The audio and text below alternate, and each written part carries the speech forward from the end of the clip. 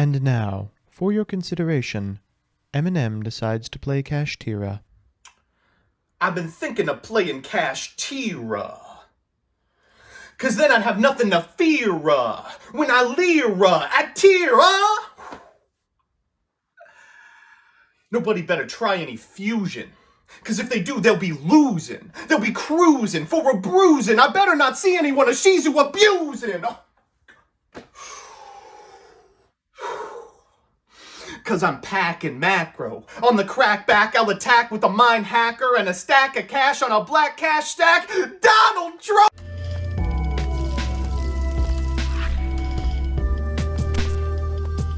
Good afternoon, Jank enthusiasts. I'm MBT, and this is 10-Minute Testing. We all know that Kashtira will be playable post-Photon Hypernova, but, that's 2.5 months away. Some of us have a debilitating addiction to Fenrir now! And as Kashtira starts racking up results even before the release of their best cards, I suppose it's time we start taking this vehicle for very fun floodgates seriously. Presenting Kashtira. Here's your cash. So here's the list, stolen from Angelo Gonzalez, who came in top 4 at the Barcelona WCQ on December 3rd.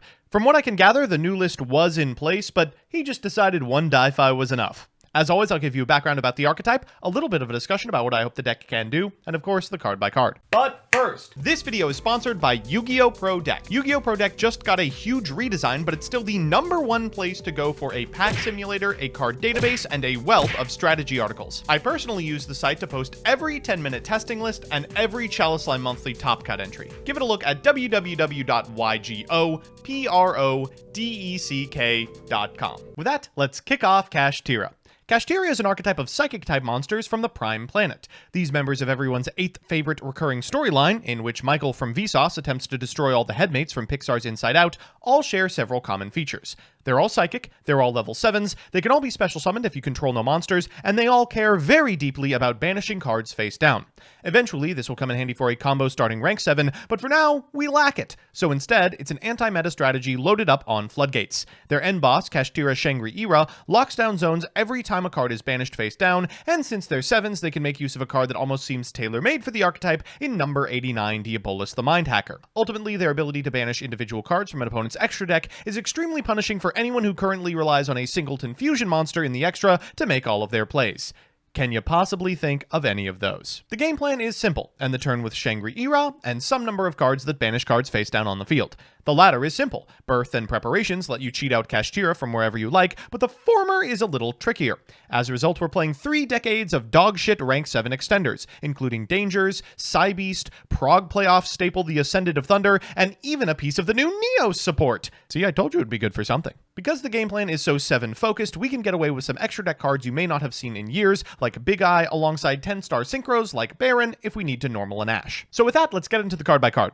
First up, the Kashtiras, 3 copies of Fenrir, which if you control the monsters, can be special summoned from your hand, and during your main phase can add a Kashtira monster from your deck to your hand. If it declares an attack or an opponent activates a monster effect, you can target a face-up card your opponent controls and banish it face down. Kashtira Unicorn can be special if you control no monsters, and during your main phase allows you to add a Kashtira spell from your deck to your hand, and when this card declares an attack, or if an opponent activates a monster effect, you can look at your opponent's extra, and if you do, banish a monster face down. And finally, Kashtira Ogre can be special summoned if you control no monsters, and can add a Kashtira Trap from your deck to your hand. When it declares an attack, or if your opponent's monster activates an effect, you can excavate the top 5 cards of your opponent's deck, banish 1 face down, and put the rest on top of the deck in the same order. After that are extenders, 3 copies of the Ascended of Thunder, 2 copies of Psybeast, 2 copies of Danger Nessie, and 1 copy of Danger Jackalope, which is basically just Danger Nessie. We're also on a copy of Astral Karibo, which allows you to reveal Diabolus as it is a number monster, and a Pankratops. This card's a 7. After that, we've got the Hand Traps, 3 copies of Ash Blossom, and 3 copies of everyone's favorite format-destroying super threat, Dimension Shifter for spells. We're on 2 Pot of Desires and 1 Called by the Grave, 3 Kashtira Birth, which allows you to normal summon a level 7 monster without tributing, and during your main phase, special summon a non-Xyz Kashtira monster that is banished during your graveyard. And if your opponent activates a spell card or effect and you control a Kashtira, you can target 3 cards in your opponent's graveyard and banish them face down. After that, we've got 2 copies of Instant Contact and Where's Air Neos? This card allows you to pay 1,000 life points and special summon a level 7 or lower Elemental Hero or Neospatian monster from your extra deck, ignoring its summoning conditions. But if Elemental Hero Neos is not in your field or graveyard, it cannot attack, its effects are negated, and it returns to the extra deck during the end phase.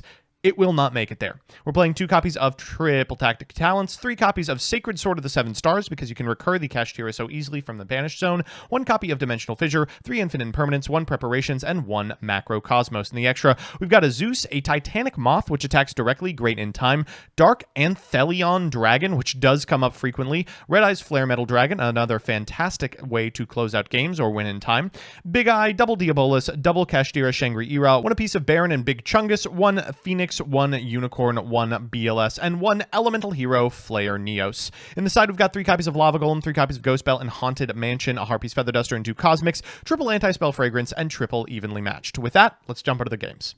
Our first match is up against Dark World. Quick tip for those of you playing Dark World in Ishtir format, maybe don't play the card that our opponent just fired. They're going to go for a Dark World Dealings and summon out a Silva from their graveyard before going for a second one and pitching a copy of Rainbow. They're going to activate Rainbow, and we will respond with an Ash Blossom. Afterwards, they're going to return that Silva to the hand for the Rainbow and then fire off a Bigfoot. They hit Chusinoko, could have gone better. They'll go for Bigfoot, they'll summon back the Chusinoko, normal summon this copy of Saluri, and make themselves an end board of Masquerena plus Hope Harbinger. Not ideal, but does beat some decks, especially with a skill drain set. We are not one of those decks because Ogre clears. We're going to go for Ogre for a Preparations. We're going to normal summon a Psybeast, banishing a copy of Fenrir to modulate him to 7. We'll go for Jackalope, and geez, no good danger luck at all tonight. We'll get a copy of Nessie and then go to the battle phase. We will attack here and activate the effect of the Ogre, which will be met with a skill drain. No big deal. We do get this Hope Harbinger off the field, and then in main phase 2, we can overlay for a copy of Anthelion. He's got a lot of attack. What can I say? We'll draw a couple of cards, activate Sacred Sword of the 7 Stars, draw a couple more, set 3, and pass back to our opponent. They're going to draw off return. We will flip up Macrocosmos and draw phase and follow it up with a Kashtira Preparations. In main, they're going to activate the Gates of Dark World. We will chain the effect of the Kashtira Preparations in order to get ourselves a copy of Fenrir,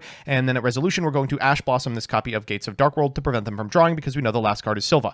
Except they can tribute summon it. Right, forgot about that. Okay, they will go into Rainbow, and that is going to clear our Dark Anthelion, but it does get put to the Pendulum Zone. We'll draw for turn. This should be the end of the game. We can use the Pendulum effect of Dark Anthelion to decrease the attack of our opponent's monster, then instant contact out a 7. From here, we can overlay into a copy of Diabolus, activate Preparations in order to bring back another Kashtira monster, go to the battle phase, get in for a ton of damage, and our opponent decides they've seen enough. So it's time for game 2, and since we're competing for meta space with Flu, we might as well play against it. Our opponents opened very well, and they're going first. They're going to begin with a copy of Pot of Extravagance, draw a couple of cards off the top of their deck, and then fire off a Pot of Duality. They'll find off the top, oh god, anything they could ever want. They're going to get M-Pen here. They're going to activate Map, and then use the effect of the map, revealing the Robina in order to banish a copy of Eglin. They're going to activate the effect of the Robina and chain the effect of Eglin, adding Eglin to hand, and then at resolution, getting themselves a copy of Barrier Statue, normal summoning an Eglin, then activating the Eglin effect for a copy of Mist Valley Apex Avion. Down comes M-Pen. They'll trigger the effect of the M-Pen and the effect of the Robina. They're going to add the Robina back to hand, get themselves a copy of, oh, you never want to see Unexplored Winds, because that means they have everything. Normal summon a copy of the Barrier Statue and pass back to us. We'll go for Unicorn here. They're going to activate Dreaming Town. Dreaming Town is going to go for Robina. Robina and Eglin will trigger in sequence. They'll add the Eglin back to hand and grab themselves a copy of Toucan. They're going to normal summon this copy of Eglin and grab themselves a copy of, you guessed it, Rise of the Mega Monarch, before going for a copy of Mist Valley Apex Avion and activating the Graveyard effect of Dreaming Town to put my monster face down.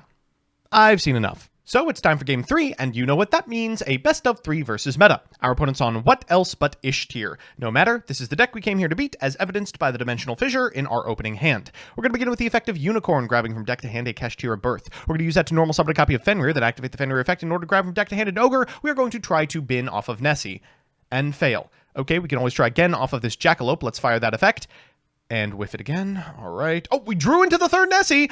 And there we go. We hit the Ogre here. We're going to draw a card off of the Nessie and then bring back the Ogre by way of the Kashtira Birth, activating its effect to grab a copy of Preparations, overlaying for Mind Hacker and Shangri-Ira, and then activating Pot of Desires in order to draw a couple of cards and fire the effect of Diabolus. We're going to banish this copy of Kitkalos face down and then lock one of our opponent's zones before banishing a couple additional cards off the top of their deck and locking another. We're going to set this Preparations, pass back to our opponent with an Ash in hand, and then flip Preparations in draw phase. We're going to activate the effect of the Shangri-Ira to get a copy of Fenrir in standby. As they go to main, they're going to activate Pellerino. We will Ash Blossom this because, of course, we can still discard to the banished zone. They're going to go for Sheeran here. We're going to chain Fenrir, and they're going to concede. So it's time for game 2, and oh, this hand stinks.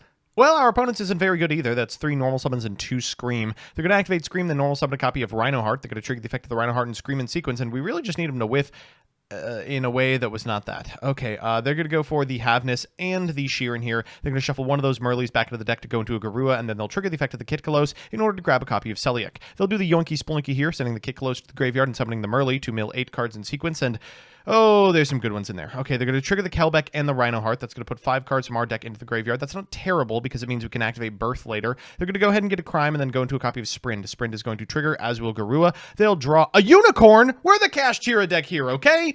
They're going to go ahead and shuffle into a Dragus Depelia, set 2, and pass back to us. Okay, well, that's a monster at minimum. We're going to go for Cosmic Cyclone here, trying to hit something, I suppose. Crime is good. Crime is very good. We're going to go for Birth here. They're going to chain Keldo, and unfortunately, we only have 2 Kashtiras in Graveyard, so we aren't going to be able to resolve the effect of Birth, but we maybe can draw some cards off Nessie. We hit another Birth. Good stuff, good stuff. They're going to mill off of Scream, including a Havnus. They're going to use Havnus and a Sheeran to go into a Kitkalos and trigger the effect of the Kitkalos in order to send a copy of Sheeran to the Graveyard, which they will trigger in order to go into, you guessed it, a copy of Kaleido Heart. They're going to use Kaleido Heart to hit Birth, expecting we have more Kashtiras in hand, but we really have 7 extenders. We're going to go into instant contact. They will drag us to Peliar Nessie. Oh my god, it's a 1! All right, let's go next. So it's time for that all-important Game 3, and oh my god, Nibiru! It's been so long since I've seen this card. Yeah, this deck does have a bit of a problem with the big ol' rock, provided you've drawn better than we have here. We're going to begin with a copy of Unicorn. Unicorn is going to grab from deck to hand a copy of Birth. Afterwards, going to fire off an instant contact in order to summon from our extra deck a copy of Flare Neos. Then we'll normal summon a Nessie, overlay for Shangri-Ira, and that is 4 summons, folks. We're going to flip and draw phase this copy of Anti-Spell Fragrance. Then in standby, we're going to activate Shangri-Ira to get a copy of Fenrir. In main phase 1, our opponent's going to normal summon Merly and not activate the effect so as not to trigger the Fenrir. Then flip this copy of Celiac on our turn during draw phase. Unfortunately, our last unknown is called by. They will chain Magnemut here, but it's too little too late. We should be able to wrap it up from this position. We'll activate Magnemut's effect on field. We're going to activate and stand by the effect of Shangri-Ira to get a copy of Fenrir. We'll activate the effect of the Fenrir in order to grab from deck to hand an Ogre. We'll activate Unicorn's effect in order to grab from deck to hand another copy of Birth. Then normal summon the Ogre, activate its effect in order to grab a Preparations, switch our monster to attack position, go to the battle phase, trigger the effect of the Fenrir in order to banish the Magnemut, get in for 24, 24, 28, and lethal. Woof. So we're back with the deck, and it's a little one note, but it's also fine. Let's do the pros and cons. First, the pros. 1. This deck has an amazing grind game. You wouldn't expect it, but refilling with Fenrir and getting a freebie off of Birth basically guarantees you a new rank 7 every turn. 2. This thing is an Ish-tier annihilating machine. It's obviously tricked to hell to clear the top deck, but all of its tools are so good at doing it that it's okay. And 3, there are so many differently named level 7 extenders. You're on like literally 6 of them, and you never run into any hard ones per turns at all. And the cons. 1. This is just Flu. It's got one very consistent play, and that play, combined with a resource loop, just has to win you the game, or else you're totally outclassed. Being Flu's not a bad thing. I mean, Flu's a good deck, but people are ready to beat Flu. 2, on the subject of Flu, this deck has a 0% win rate versus Flu. They truly do not care about anything your deck is up to. And 3, it's expensive. Imagine dropping $200 on a playset of a card, and it's not named Pellerino. All in all, it's about to get a lot better, but even now this deck is customizable enough that if you're sick of tier, here's a pretty sick option for you. Thanks so much for watching. A big shouts out to all of my patrons, but specifically Elena Tincher, Alex Dominguez, Alex Perea, Allison Elliott, BB Poison, Big Game Home Video, Brett Henry, Chaotic Meatball, Crispy, Daniel Liu, Dank Magician of Chaos, TJ Elephant, Going Down Swinging, Grant Curry, Indiana Petra, John Piet, Jordan Kuntz, King Magic Ruler, Night Mary, Lilypod, Lockstone, Materiality, MBT Play Madolce, Megalith is Fake Goth, Mike Carlotti, NH6574, Rose Lapine, Sarah Rutledge, Solar Flare, Tolarian 101, Troy Says Bi Erasure is Gay, Wave Motion Ganon, and Wonder Waffle. I couldn't have done it without you.